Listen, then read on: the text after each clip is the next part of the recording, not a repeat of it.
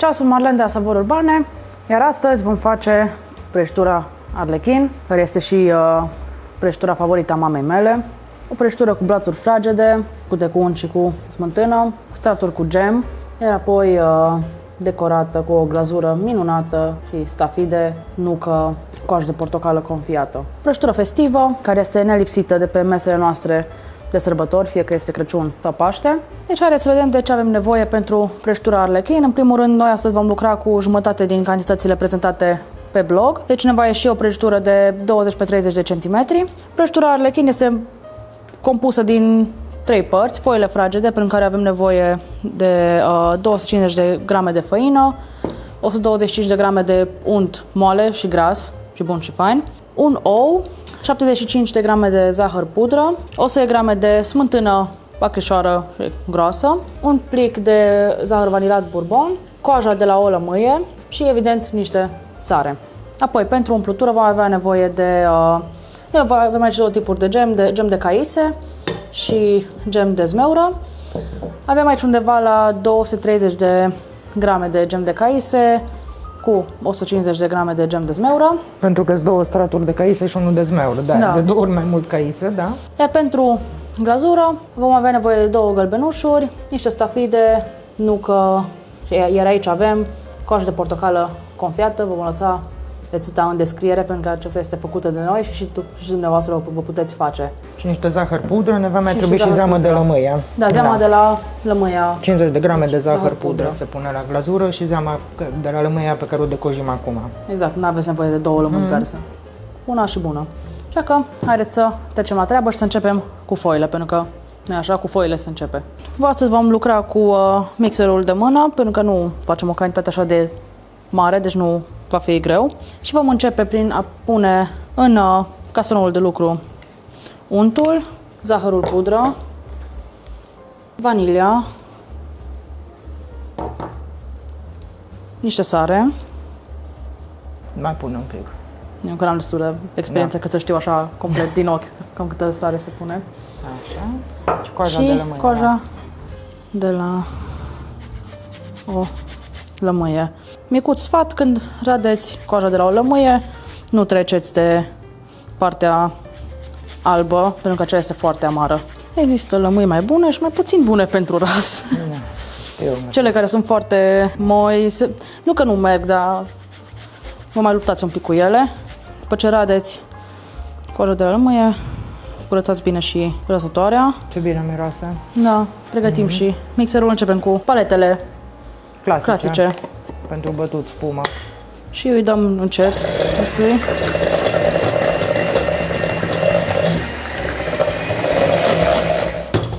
Acum adăugăm oul și smântâna. De smântână cu 24%. Da. Din aia fermentată la găletușă, ca pentru papanaș sau sarmale. Deci e acrișoară, nu e smântână de frișă. Mixăm iarăși.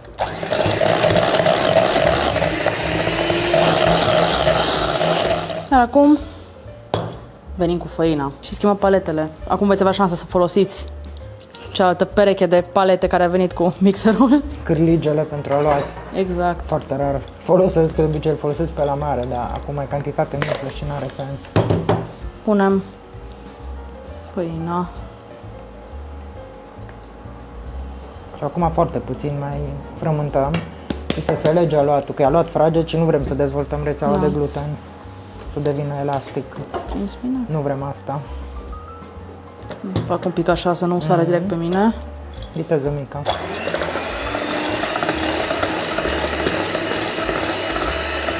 Una, două începe să se lege. Și iar cu spatula ne curățăm pe pereți. Și îl scoatem pe folie de plastic și îl dăm la frigider jumătate de oră. Acum că avem aluatul făcut, îl vom pune în o folie de plastic. Cum îl împachetăm, mai și aplatizăm un pic, să nu rămână bilă.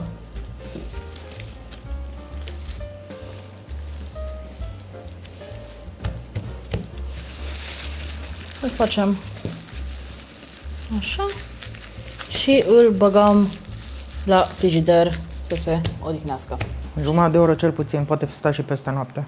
Am împărțit Am luat-l în două părți egale, de 311 grame. Am pus pe o coală de hârtie de copt. Avem aici și folie de plastic. Acum, pentru că vom întinde foaia între cele două, înainte de toate vom pune un picuț de făină și sub el. Și mă ridicăm scurt. Așa, e bine. Și pe bucata de luat un pic de făină. Așa. Și acum acoperi cu folia. Cu grijă. Bun. Apasă bine să se lipească în mijloc folia. Dai cu podul palmei și acum cu sucitorul. Și să înceapă distracția. La dimensiunile tăvilor, care sunt 35 pe 25. Asta e ca o cremă care circulă printre, știi? Da, să Pe vedem sub. totuși. Partea asta zic că e ok. Și aici. Da. E ok. Bun. Părerea mea că trebuie să coacem foile pe 200 vii, știi? Că sunt un pic cam strâmte. Întoarce tava, trage hârtia pe ea. Urme dezlipim, bineînțeles, folia. Poți să dai jos folia acum, nu gândi pe tavă. Uite că iese frumos folia. Și să nu uiți să perforezi foaia. Dacă aveți impresia că nu este folia de pe foaie, o dați cu totul așa cum e cu folia de plastic pe ea la frigider, 10 minute. Și cum iară se întărește aluatul și puteți să scoateți foarte frumos. Îi dăm și o perforare repede. Ori cu furculița, ori cu noi avem unealtă specială.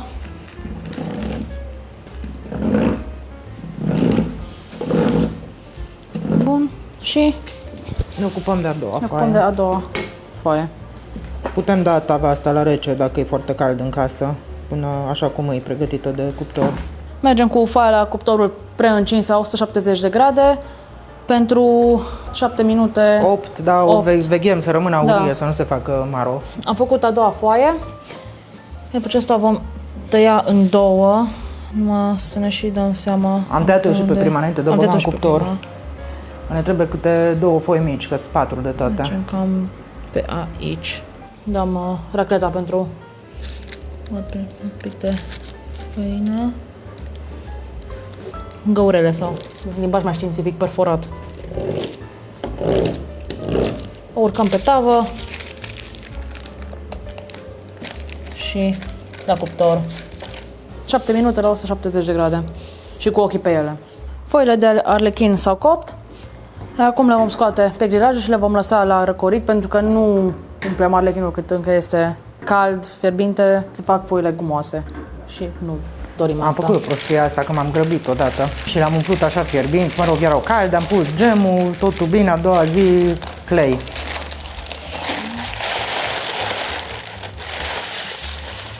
N-au nimic dacă se rup, că facem puzzle cu ele, după aia le recompunem.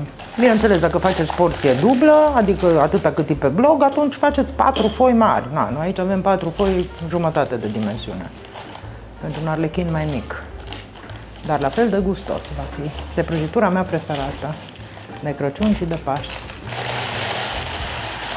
Și le lăsăm la răcorit și revenim când putem întregi. să le umplem.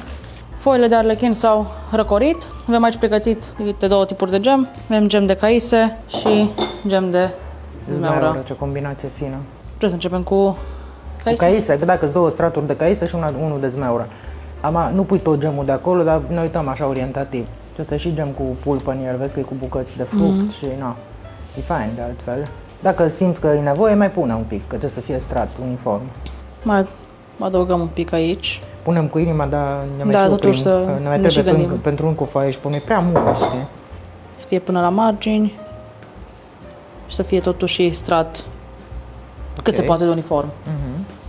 Următoarea foaie. Pe cea mai frumoasă o lăsăm pentru sus, deci ea de pe ăla unde-s două. Așa, Asta. ok. Și acum vine zmeura. Să nu te sperii că pocnește și se rupe. Asta Așa e. că avea un colț care... Da. Și dacă se rup ele, n-au nimica. Când se taie felii, nu se văd rupturile. Acum zmeura. Să vedem și... Asta e un singur strat la mijloc. Da, și cât să punem din ea, că să punem chiar tot ar fi... Păi vezi tu, dacă se cere, pui toată. Tindem cu grijă și gemul de zmeura. Eu cred că într-un final merge pus tot. Dacă luăm tot de aici. Curățăm bine și continuăm cu nivelatul. Bun. Acum, următoarea. O caise. Punem din start mai organizat un pic așa. Să aduci spre marginea din față și tot ok. Da. Perfect. Acum mai punem ultima foaie, de care nu ne interesează dacă e foarte netă, dacă oricum vine glazura. De-aia, după ce stă un pic la presă. Așa Da, punem. așa? Da, da. Bun.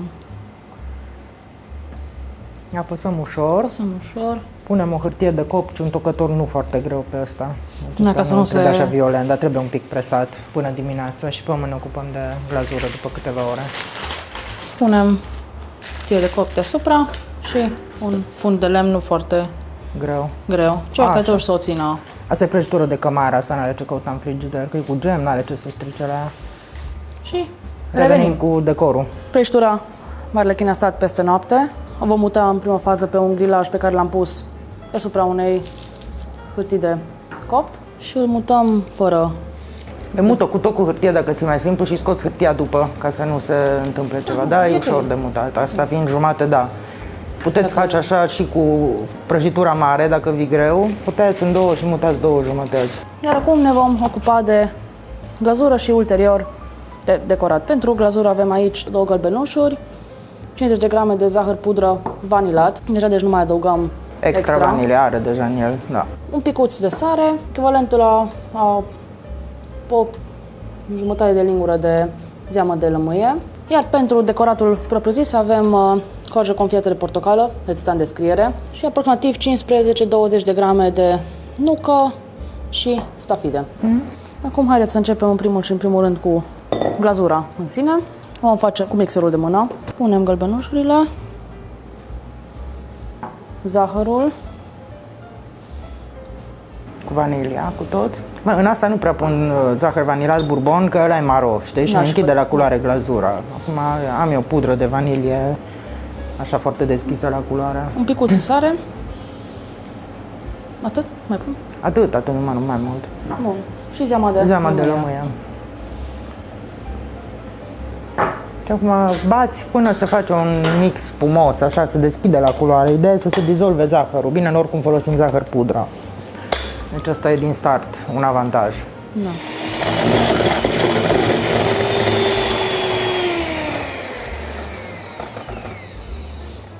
După aproximativ 2 minute de batere ar trebui să avem chestie cam așa. Ca o smântână care curge. Da. Perfect, asta e glazura de arlechin.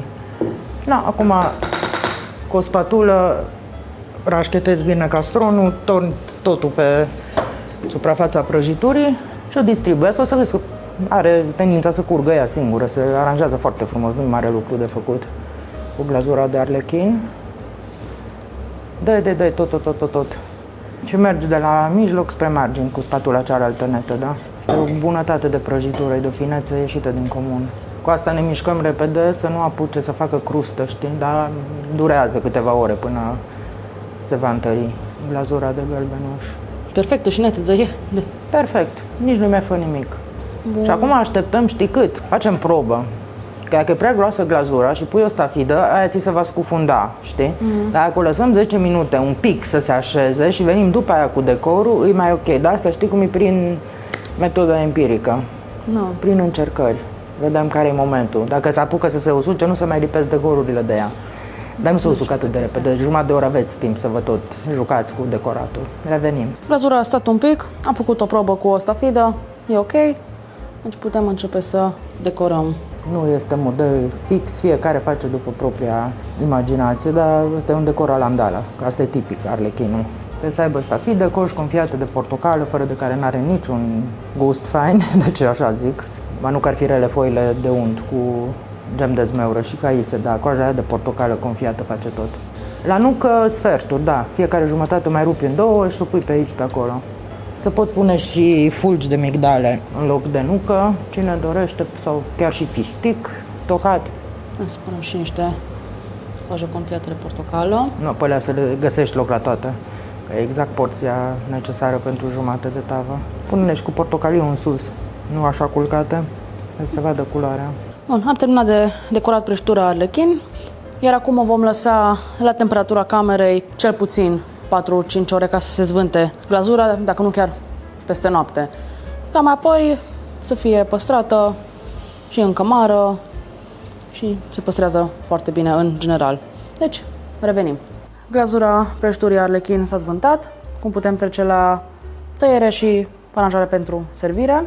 O vom tăia în bucăți elegante. În prima fază i-am înlăturat marginile ca să avem o formă mai clară, iar apoi am tăiat-o în secțiuni de 3 cm lățime. Avem aici încă una, la fix o tăiam în două și merge să folosiți un cuțit normal cu lamă lungă.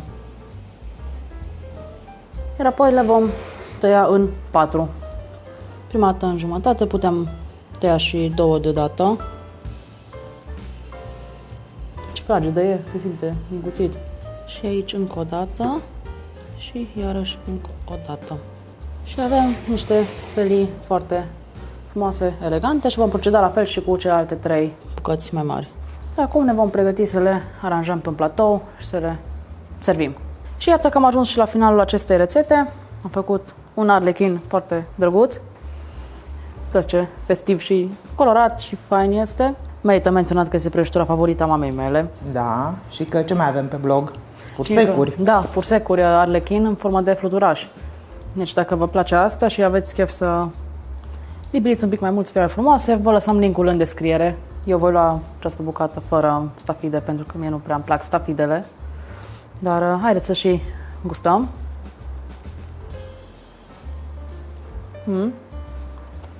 Faină, E bună. nelipsită de pe mesele noastre de Paști și de Crăciun.